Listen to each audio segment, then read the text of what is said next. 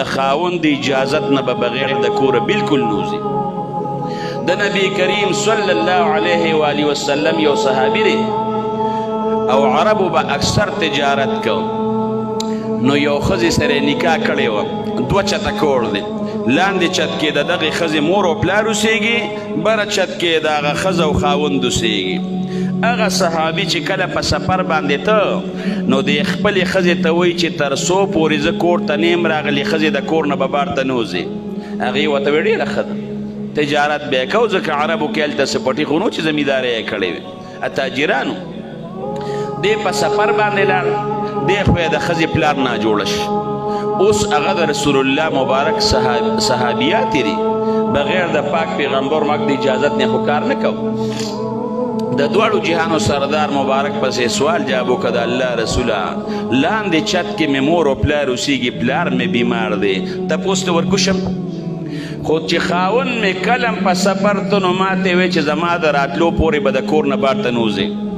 د دواړو جهانو سردار مبارک ورته ووی چې نه، ورته وی چې د کور نه به نه ځې، تا ته خاوند ویلی دی چې تر څو پورې زه نه یم راغلی نو زما د اجازت نه به بغیر د کوره نه وځي وځمه. دی وی ډېره ښه ده. سر ورځې پس بیا رسول الله مبارک پسې سوال جواب وکړو، د الله رسوله د پلار هغه بیماري خو مې نور هم زیاته شوه، ورکوشم د پلار تپوس وکړم؟ د دواړو جهانو سردار مبارک ورته څه وایي، ستا خاوند چې په سفر باندې ته همدقه خبره یې کړې چې تر څو پورې زه واپس نه یم راغلی نو د کور نه به نوځي ورکوزېږم.